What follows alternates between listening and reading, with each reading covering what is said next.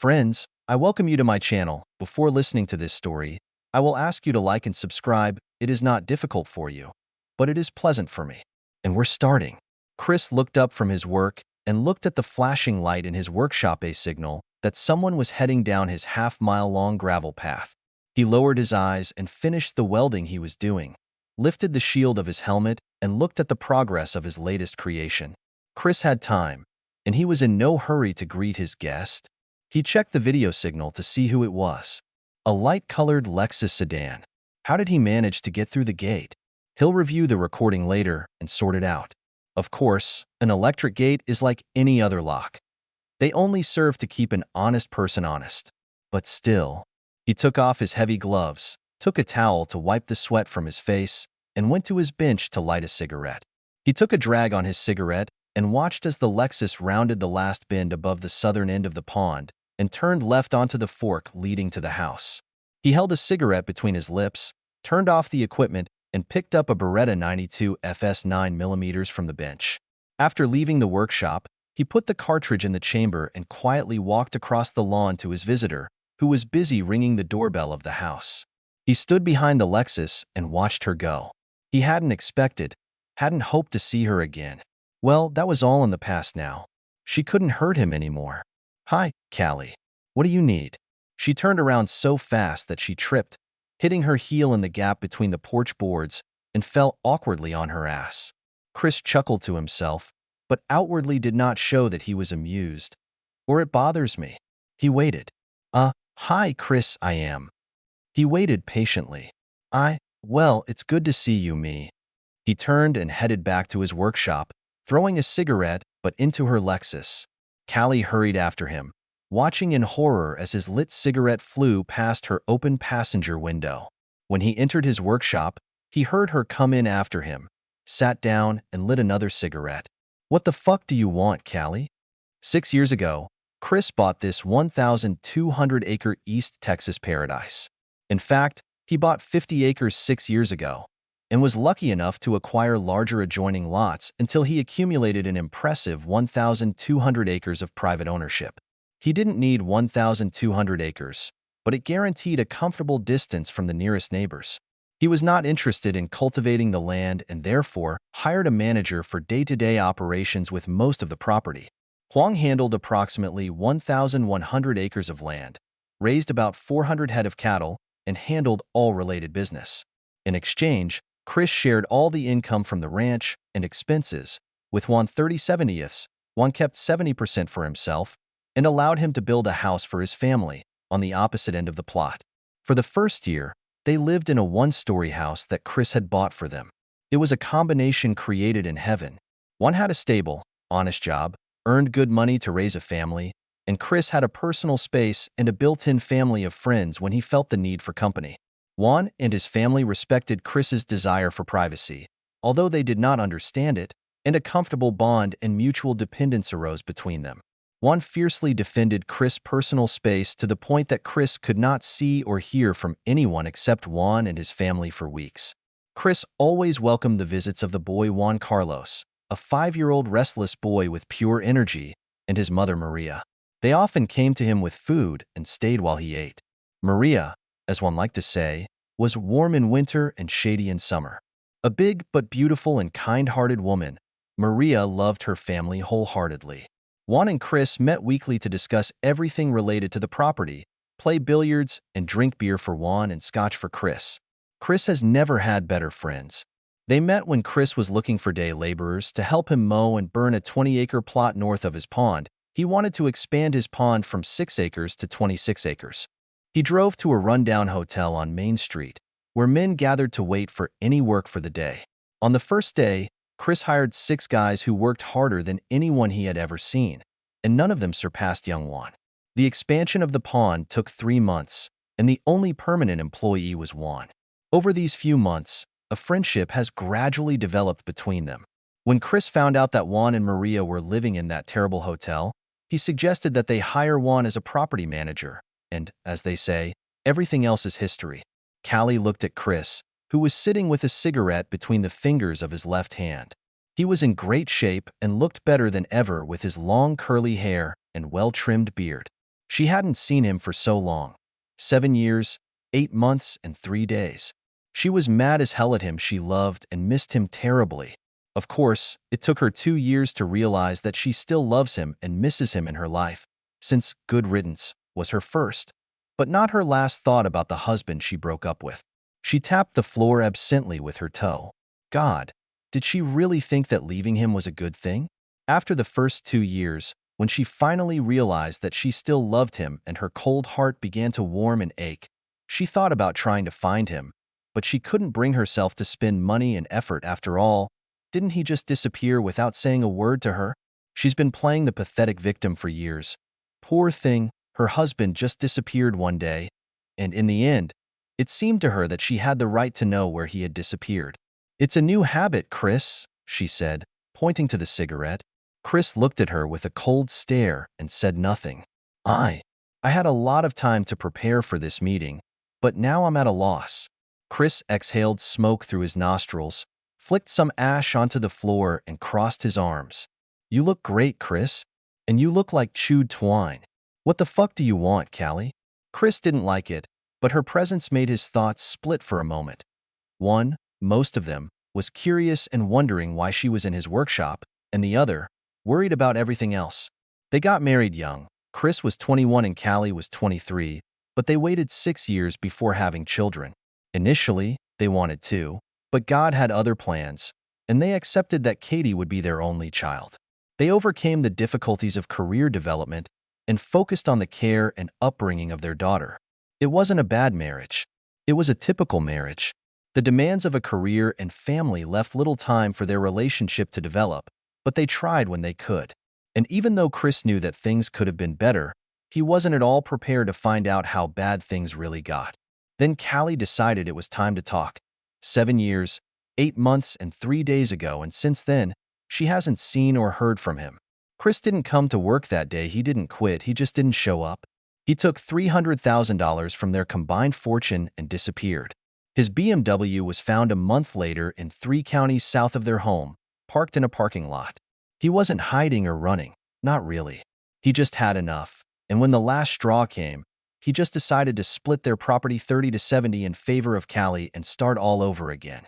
"Well, I thought that after all this time, you should explain everything to me."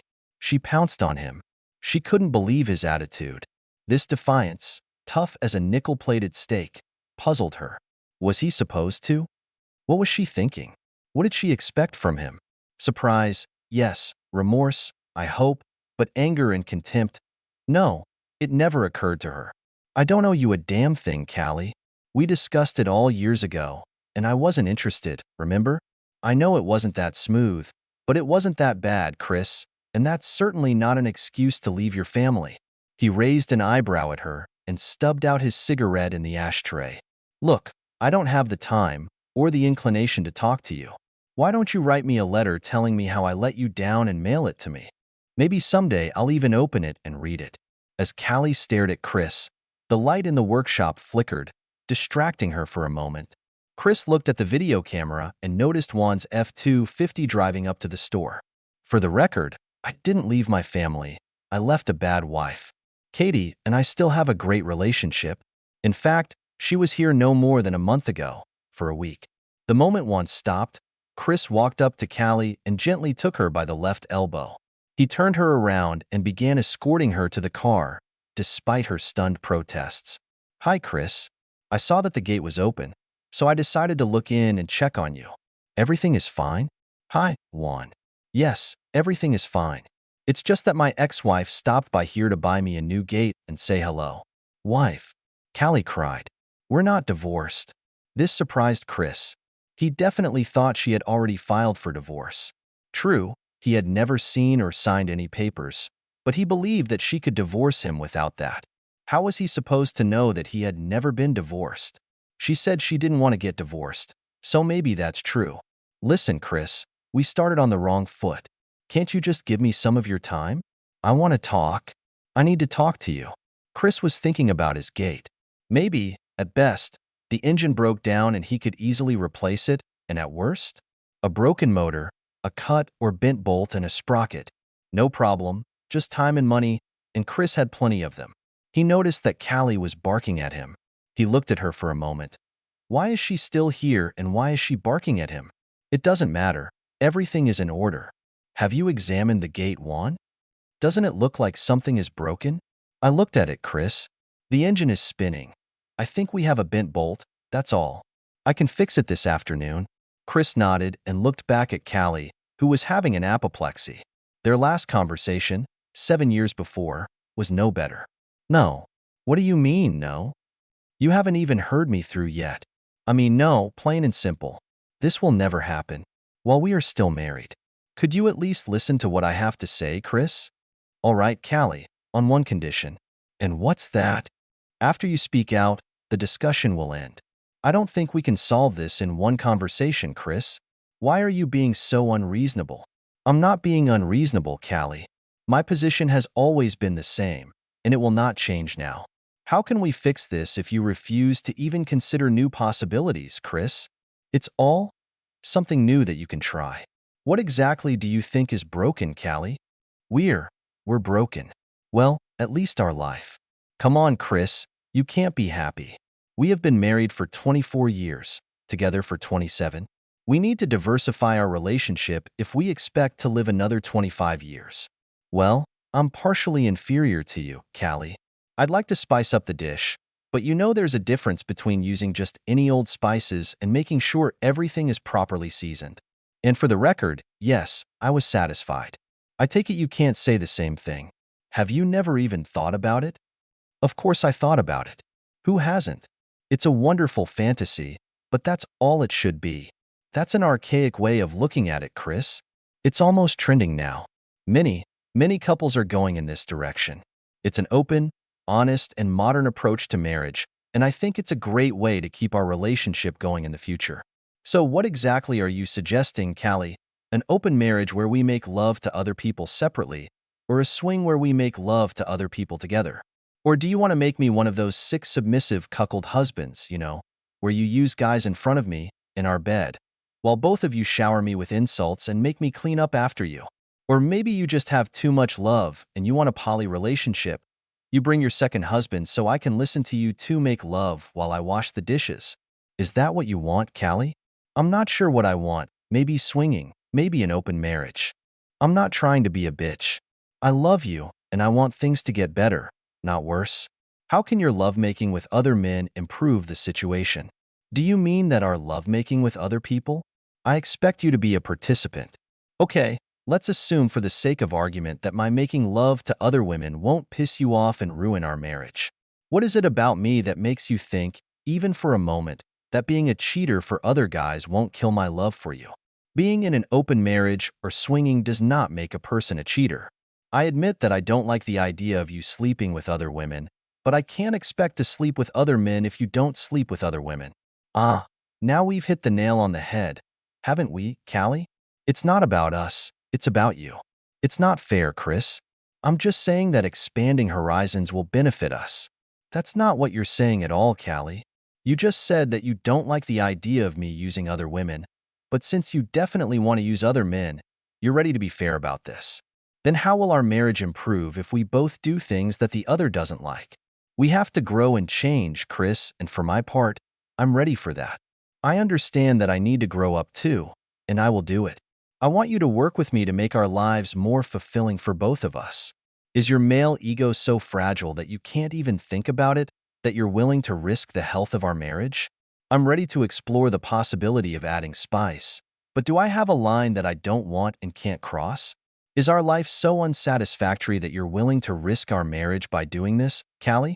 Damn it, Chris, you're not being fair. How can I not be fair? I have clearly stated my position. I won't use other women while we're married, and I won't stay married to you if you use other men. It's as simple and honest as I can make it. Is that all? You decide how our marriage will develop, and I don't have a say? I thought you were a stronger person than that, Chris. No, we decided together what our marriage would be like 24 years ago, and now you want to renegotiate the terms. Let me ask you something, Callie. What exactly is it about me that doesn't appeal to you anymore? Why do you want to use someone else so badly that you're risking our marriage by bringing up this topic? I haven't done anything to jeopardize our marriage, and I still find you very attractive, Chris. I just think that a little variety will help us appreciate what we have in each other. Oh, but you did it, Callie.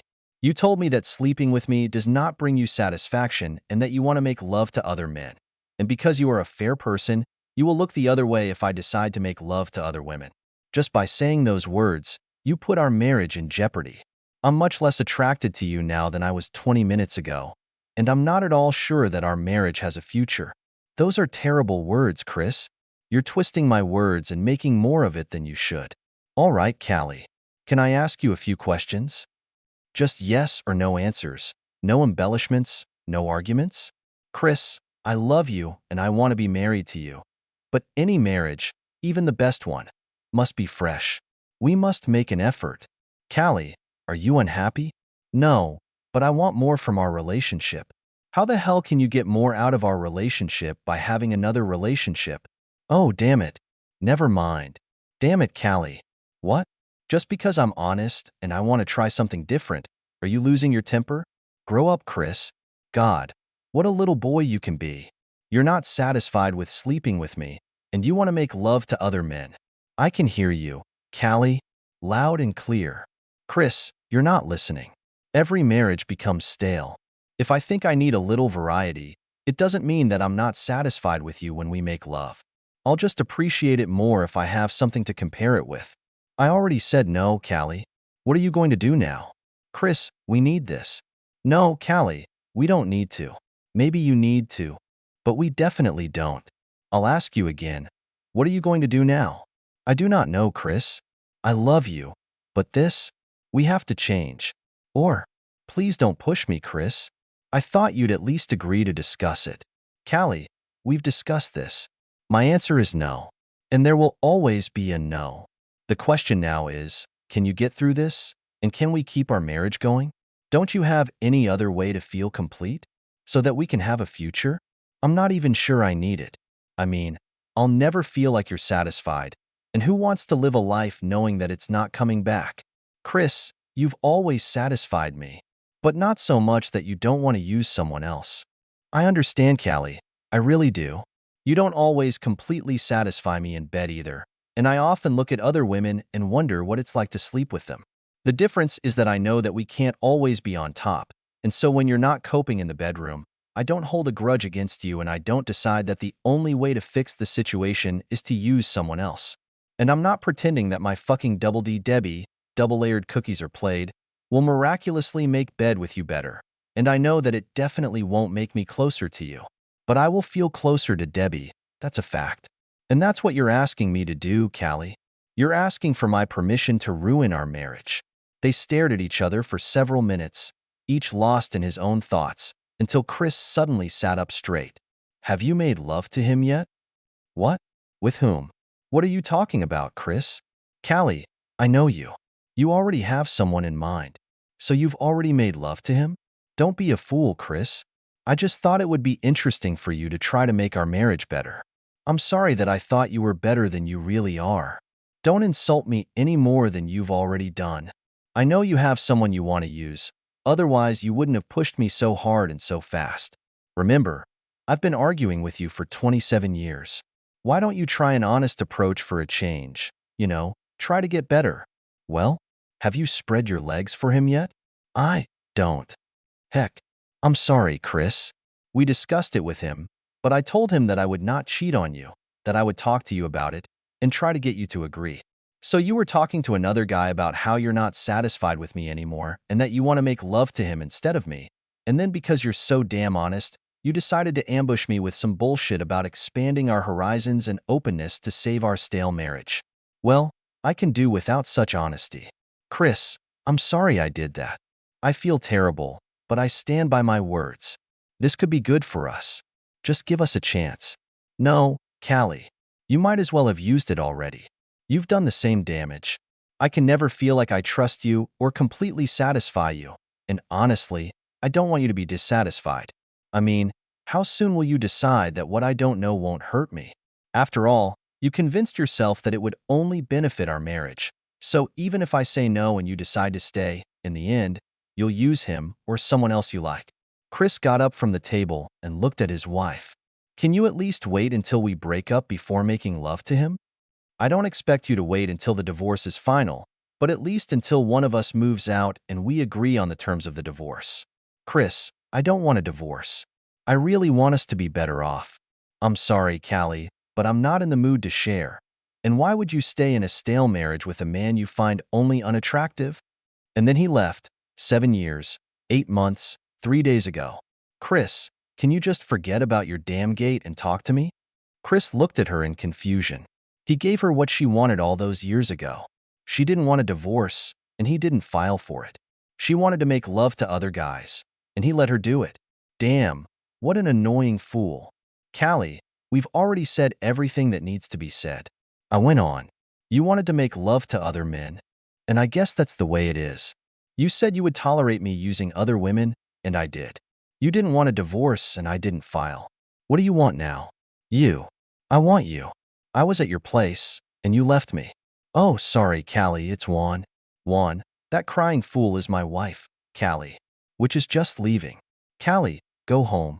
Go home and leave me alone. I don't want you. I don't love you. Damn, I don't even know you and I don't like you. If anything, I hope you find love again, and I pray that you get as much good as you gave. I wonder how it will be when you don't know me. How will it be when you're sure I'm not there? How will it be when there's no one to talk to between you and me? Because I don't care. How will it be? How will it be? Chris was not surprised by the sudden appearance of Juan and Maria, but was surprised by the absence of their son. Hi, Chris. The gate was repaired, and Maria cooked us gorditas, a dish made from masa and stuffed with cheese, meat, or other fillings. We thought you might want to eat and talk. Thank you, Maria. And where is my beloved 5-year-old baby? He's not here, Chris. Carlos is staying with a friend tonight. He's so excited. They have a horse. Well, maybe we should buy him a horse of his own. What do you think, Juan? I think you like to make trouble for me, Chris. Chris laughed out loud as the three of them returned to the kitchen. For some reason, when Maria was there, they always went to the kitchen. Maria busied herself with cooking, and Chris handed the beer to Juan and left the room to pour himself a whiskey. He knew what was waiting for him and decided that a drink would do him good. What did you have to do to fix the gate, Juan? Juan laughed. Straighten the bolt. You're lucky, Chris. Yeah, lucky, Chris muttered. Maria looked at Chris, then at Juan. Juan told me that you had a visitor today. Is it true that the infamous Callie came? Unfortunately, this is true. I can't tell you why she showed up, but she did, and your poor husband had to clean up after her. Maria giggled, and then, seeing his expression, skillfully changed the subject while they were eating. When they finished eating, she escorted the men out of the kitchen, while she took care of the cleaning. Why don't you two go into the living room while I clean up? Juan, please pour me a glass of wine. I'll be there soon. She's going to question me, isn't she? See, Chief? Yes, Chief. Stop this shit, Juan. Your English is better than mine. See, Chief? Yes, Chief. Chris poured himself another whiskey, and Juan poured Maria a glass of Zinfandel white wine. You're going to have to talk, Chief. Maybe you're already running. See? Yes? I could have done it before I ate her gorditas, Juan. They both laughed. Chris never got tired of Juan's sense of humor. It always perfectly matched his mood. Juan was an astute and intelligent friend, and despite the significant age difference, they had a lot in common. Chris considered them both more than friends and allowed them liberties that he would not tolerate in anyone else. They never used it, but sometimes they checked the boundaries of these freedoms.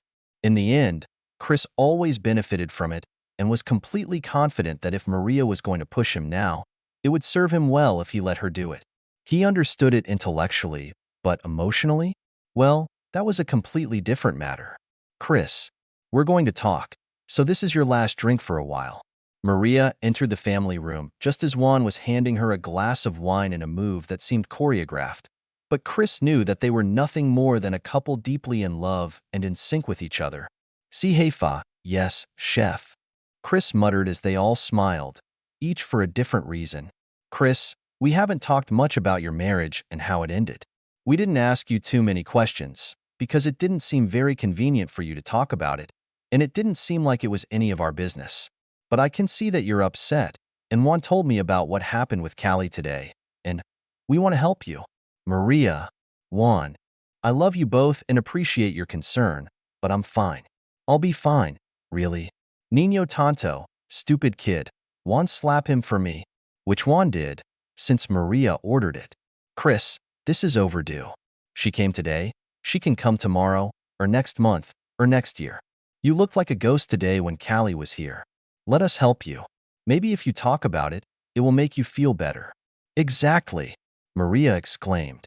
Chris, have you ever told anyone about this? Chris sighed, resigned to the inevitable, painful kindness of his friends. No. Even Callie. Bueno, mi amigo vamos a hablar. Okay, my friend, let's talk.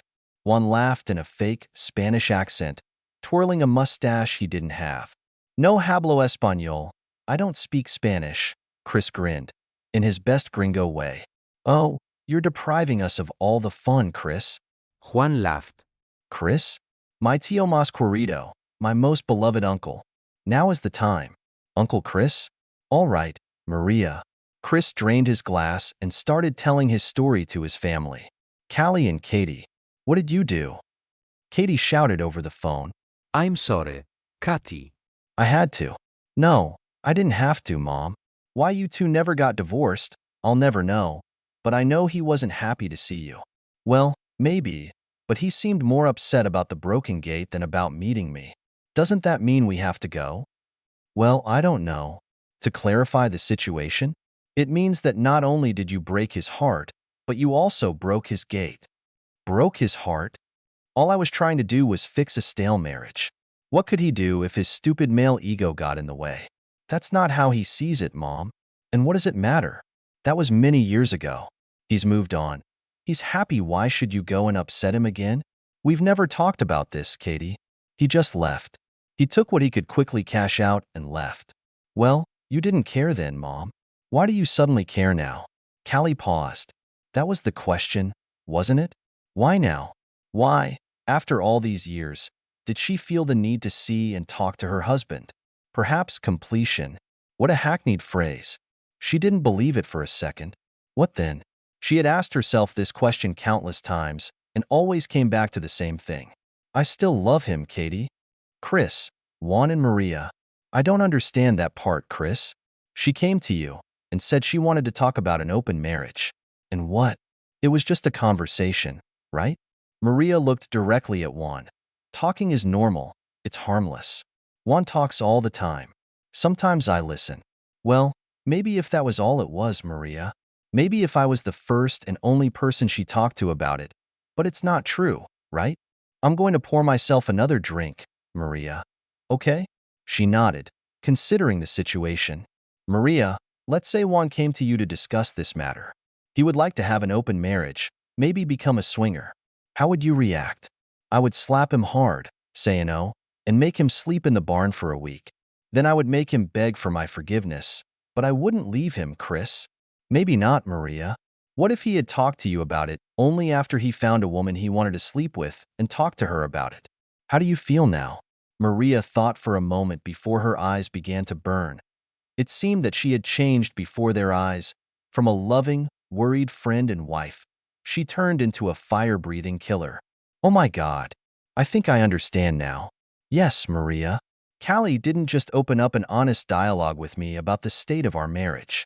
No, she spent weeks, maybe months, cheating on you. Cheating on you. What? Juan asked, not quite understanding what he was talking about. Juan, she had to seduce or be seduced by this man. It would take weeks or months for her to feel comfortable enough with this man to discuss her boring life and how to approach her husband about an open marriage because she didn't want to cheat. Seduction takes time, and she hid it all from Chris, lied to Chris, and complained to this man about Chris and their life together. It's unforgivable, and then she only talks to Chris after she has agreed to make love to this man if her husband agrees. Yes, Chris? Yes, Maria. In my eyes, she has already abandoned me. She spent a lot of time getting to know this man and amused herself by getting attached to him behind my back. It's okay to be attracted to other people. It's natural. It was the same with me. But I've never had a secret, intimate dinner with another woman I found attractive. I've never developed a relationship or lied about it to my wife. I would never complain about my life to anyone other than my wife, and I certainly would never discuss a solution to a marital problem with anyone other than my wife, especially with someone I wanted to sleep with and who expressed an interest in sleeping with me. Callie wasn't a cheater. All this would take months.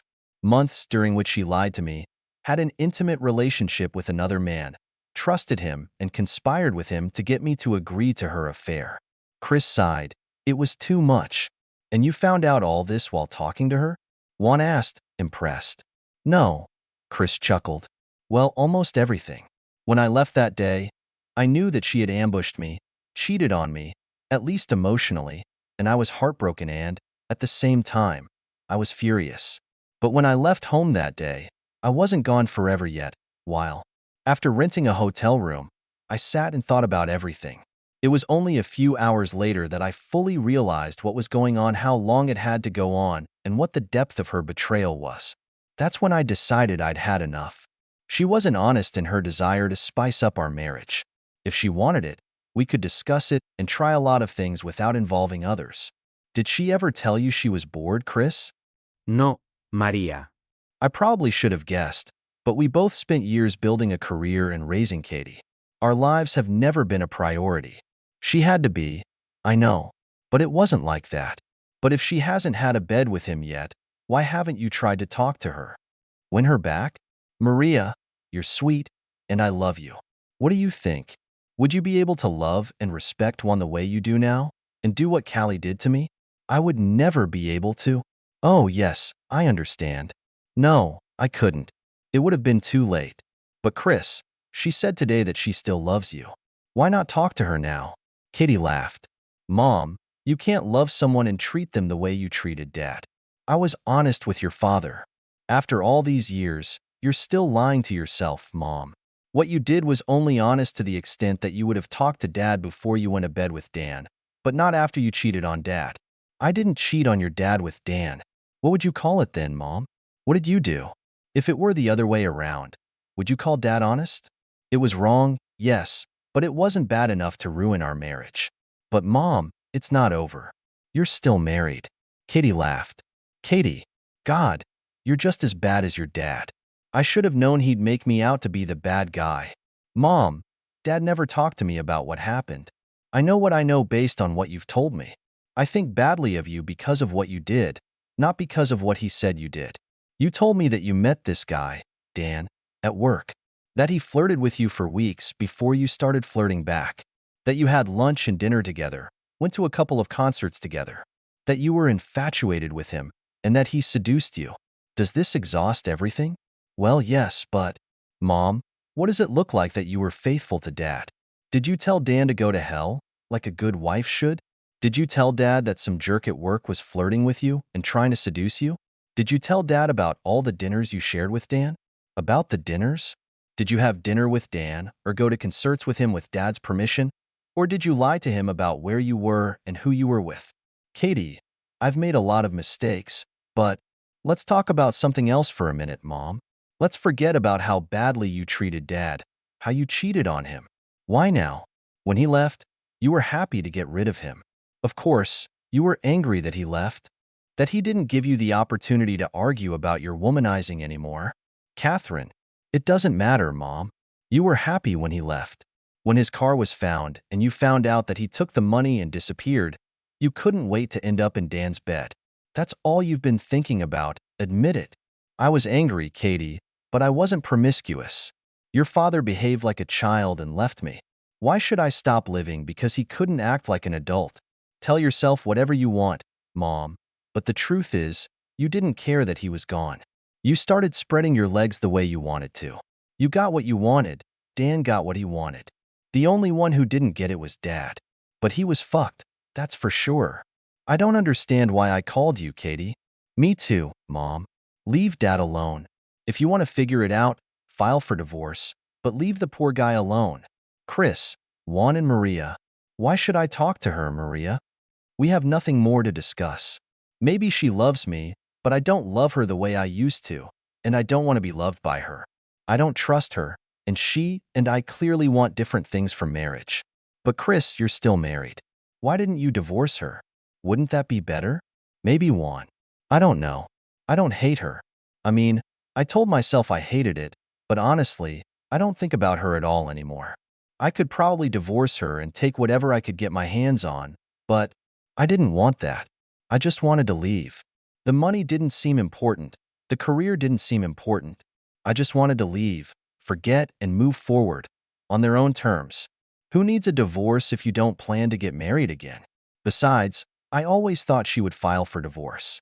And now what, Tio, friend, Spanish colloquial? What are you going to do now? She's here, back in your life. What now? Will you run away again? Will you run away from us? Maria fought back tears. Maria, I have never run away from the people I love, only from those who hurt me. I'm not running away. Then talk to her, Jeef. Say goodbye to her before she destroys your gate again. Katie, please. I really love your father. Yes, I've made mistakes. Yes, it took me a long time to admit that I miss him, that I still love him. And it took me even longer to get up the courage to admit that I want him back. Why now? Because right now I'm trying to be honest. I love him, I will always love him, and I want to try again. I hate my life without him. It took me a long time to figure it out, but now I understand. Maybe it's too late, but if I don't try, please, Katie, will you help me? Help you hurt him again? No, Mom, I won't do that. Katie, he never filed for divorce. Maybe he still loves me. Maybe we can fix it. I have to at least try. I have to. I'll talk to him, Mom, but I'm not promising anything. I won't poison him for you. And God help you if you hurt him again. Thank you, Katie. I love you. I love you too, Mom. You stupid. No, of course I don't blame you, Katie. I wasn't hiding. She could find me at any moment. I just never thought she'd want to, especially now, after all these years. Well, I just didn't want you to think that I was taking her side. That's not true. And it's especially important for you to know that before I say what I have to say. It sounds ominous. What's the matter, honey? There was a pregnant pause. It might not be something that would bother most people, but Katie wasn't the type to hesitate or stall. She called a shovel and never shied away from it. Chris was very proud of that. Katie had a strong mind and a keen sense of self-worth. She was confident, smart, and independent, just as he had hoped her father would be. She asked me to help her, Dad. Help her with what, Katie? She really wants to talk to you. Really talk. I mean, Chris sighed. What does she think needs to be said now? Seriously, I'm not trying to be an ass. It just seems so pointless. What the fuck does she want? She says that she loves you, that she misses you, and wants to try to fix everything, or at least defuse the situation. Well, anyway, it seems consistent. It all depends on what she wants anyway. I don't want to see her or talk to her, Katie. When will what I want appear here? I know, Dad. Maybe if you give it to her, you can finally put an end to it. Much has been left unanswered. You never talked about it. You never divorced her. Damn, you didn't even tell her to fuck off. Chris thought for a moment. As the seconds passed, Katie began to worry that she had jeopardized her relationship with her father. Dad? Dad. I don't know, Katie. I don't see anything good in this. I'm happy. Well, I was happy until recently. What do I get out of this? I don't know, Dad. Maybe nothing. Maybe heartache. Maybe happiness. I told her that only God could save her if she hurt you again. I love you, Dad. I think this is a chance for you to close this book and put it away. I know you say you were happy, but on some level, it should have bothered you. You know that there was no honest conversation, no divorce, no spanking something. I don't expect or want you to get back together with her, and to be honest, I only agreed to talk to you about it because I think you need it. I love her, but I don't really care what she wants. Chris couldn't help but chuckle. Maybe you're right, and she really can't hurt me anymore, Katie. I would have to love her so she could do it, and I don't. Another agonizingly long pause. All right, Katie. Tell your mom I'll be at the lunchbox at 2 o'clock tomorrow afternoon. I'll give her 20 minutes, and then I expect her to leave me alone. It's important, Katie. I'll only meet her once. She has to promise that after tomorrow, she will leave me alone. Thanks, Dad. I'll make sure she promises that before I tell her where and when. And Dad, good luck. I love you. I love you too, Katie. Hi, Chris. Callie, may I sit down? Oh, damn it, woman. You wanted to talk? I agreed, and here we are. Sit down, your fat ass. Time is ticking. Callie held her breath. She had high hopes for this meeting. When Katie told her that Chris had agreed to meet with her, she was very encouraged. They're finally going to talk. However, now it turned out that her optimism was premature. I'm sorry, Chris. I'm a little nervous. Did you place an order? Callie, we're not on a date here. I have coffee. If you want, get in line. They don't have table service, but I'll be leaving in 19 minutes. Choose one. Really, Chris, this conversation is long overdue. Are you seriously going to limit our conversation to 20 minutes? No, there are less than 19 minutes left now, Callie. Do you want to spend it arguing with me about this? Callie tried to calm herself down. Everything was not going as she had imagined, as she had hoped. She absently wiped away a tear and reached across the table to take his hand.